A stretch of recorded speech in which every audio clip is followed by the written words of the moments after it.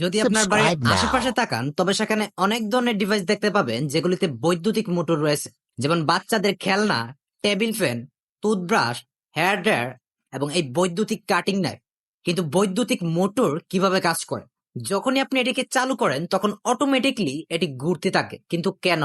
আজকের এই ভিডিওতে আমরা বিদ্যুৎ এবং চুম্বকের বেসিক জিনিসগুলো সম্পর্কে জানবো এবং এই সবগুলো জিনিসকে একসাথে রেখে এটা বোঝার চেষ্টা করব যে বৈদ্যুতিক মোটর কিভাবে কাজ করে। তো চলুন এমন একটা জিনিস দিয়ে শুরু করা যাক যাকে সার্কিট বলা হয়। আপনার কাছে একটা ব্যাটারি, কিছু তার এবং এমন একটি ডিভাইস রয়েছে যা বিদ্যুৎ পরিবহন করে, যেমন একটি লাইট বাল্ব। সার্কিটের মাধ্যমে বিদ্যুৎ প্রবাহিত হয়, কিন্তু যখনই তারের সংযোগ বিচ্ছিন্ন হবে তখন বিদ্যুৎ প্রবাহ বন্ধ হবে এবং লাইট বাল্বটি অফ হয়ে যাবে। সার্কিটকে কাজ করার জন্য পাথগুলো সম্পূর্ণ হতে হবে, আর এটি সবচেয়ে ভালোভাবে করা যায় একটি সুইচ ব্যবহারের মাধ্যমে। তার দিয়ে বিদ্যুৎ প্রবাহিত হচ্ছে একে কনভেনশনাল ফ্লো বা প্রচলিত প্রবাহ বলে। যদি আমরা ব্যাটারিকে বের করে ফ্লিপ করি তাহলে কারেন্ট অন্যদিকে প্রবাহিত হবে। লাইট বাল্বটি ঠিক একইভাবে কাজ করবে, কিন্তু কিছু কিছু ডিভাইস রয়েছে যেগুলো কারেন্ট প্রবাহের উপর ভিত্তি করে ভিন্ন ভিন্ন ভাবে কাজ করে। আর এটাই হচ্ছে একটা সার্কিটের বেসিক জিনিস। এখন একটু এদিকে আসা যাক। এটা হচ্ছে একটা চুম্বক যার দুইটি দিক রয়েছে, একটি হচ্ছে উত্তর মেরু এবং অন্যটি দক্ষিণ মেরু, এবং এটি পেপার ক্লিপের মতো অন্যান্য ধাতব জিনিসগুলোকে আকর্ষণ করতে পছন্দ করে। যদি আপনি এর কাছাকাছি অন্য একটি চুম্বক নিয়ে আসেন তাহলে বিপরীত মেরুগুলো পরস্পরকে আকর্ষণ করবে এবং একই মেরু পরস্পরকে বিকর্ষণ করবে। চুম্বকগুলিকে আর এইরকম ভাবে থাকতে হবে না। উদাহরণস্বরূপ কিছু চুম্বক আরো সমান্তরাল হয়ে যাবে এইরকম ভাবে। এই চুম্বকটিকে আপনি সবসময় চালু মনে করতে পারেন, এটি সবসময় কাজ করছে, আর এই জন্য মাঝে মাঝে এটিকে স্থায়ী চুম্বক বলা হয়। এটি একই দিকে সারিবদ্ধ যে কোনো একটি ছোট চুম্বক ডোমেন দ্বারা গঠিত, কিন্তু আমি আপনাকে পরে এক ধরনের চুম্বক দেখাবো যেখানে সবসময় একই ঘটনা ঘটে না।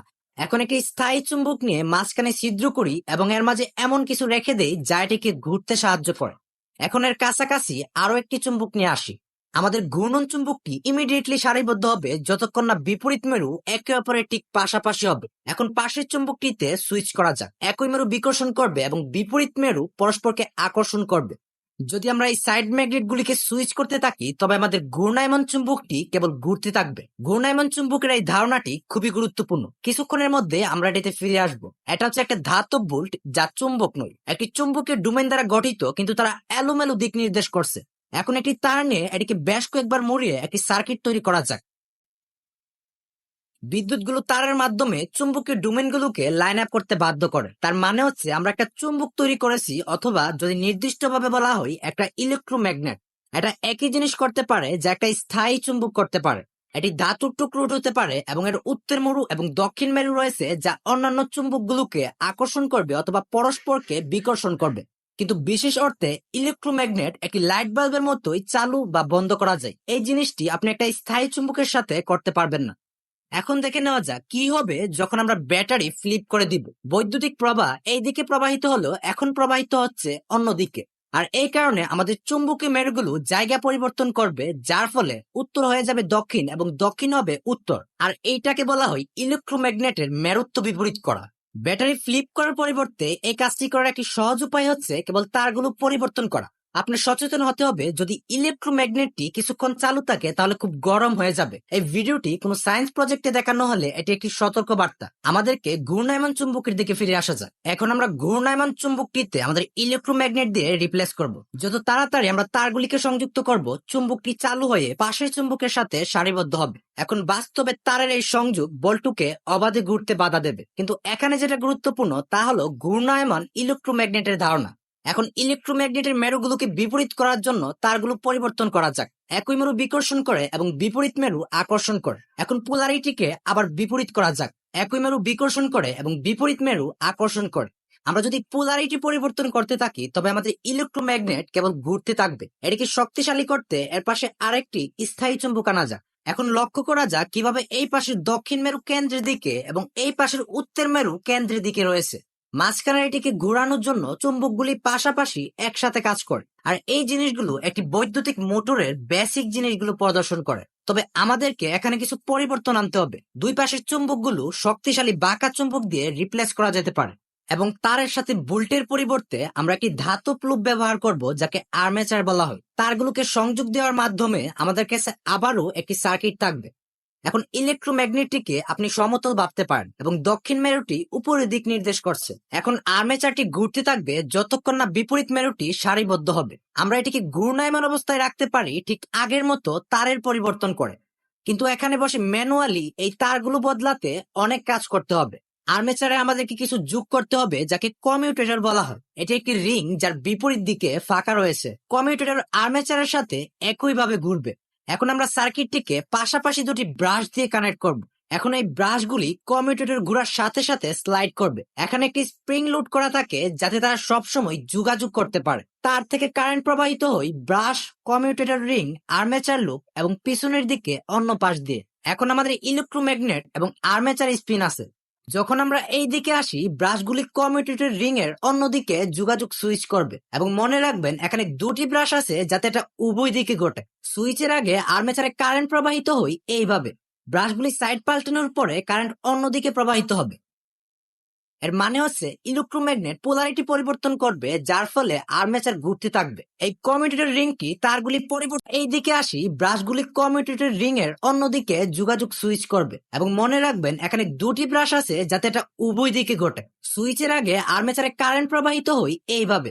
ব্রাশগুলি সাইড পাল্টানোর পরে কারেন্ট অন্যদিকে প্রবাহিত হবে।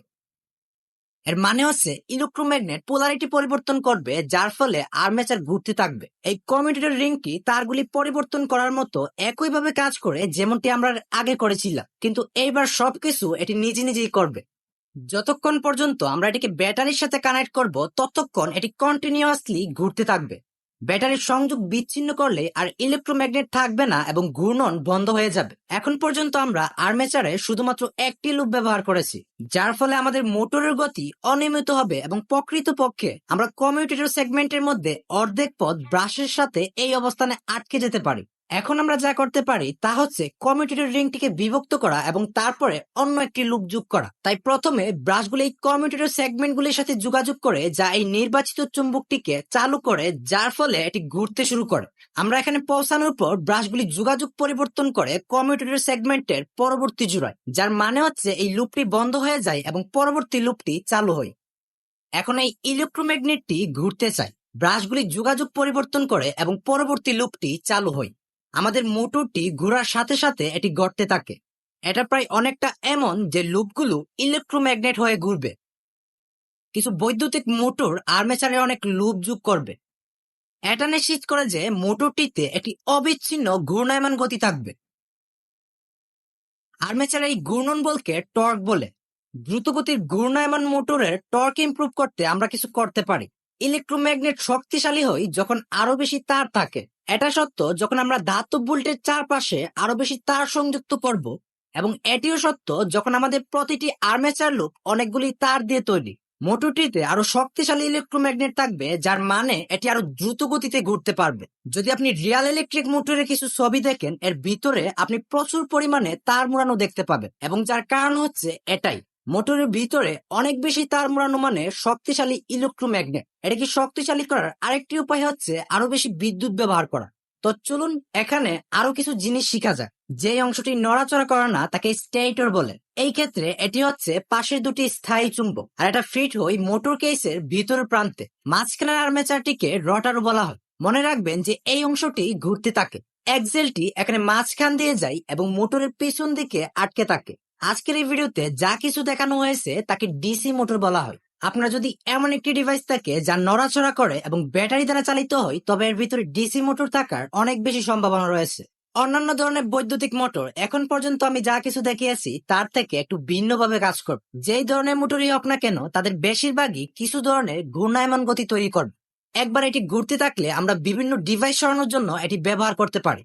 উদাহরণস্বরূপ যেমন বাচ্চাদের খেলনা বা এমন একটি ফ্যান যা আপনার ঘরকে ঠান্ডা করে। মোটরের ঘূর্ণন অন্য ধরনের নড়াচড়ায়ও রূপান্তরিত হতে পারে, যেমন সাইড টু সাইড ঘূর্ণন গতি যা আমরা এই ফ্যানের মধ্যে দেখতে পাই।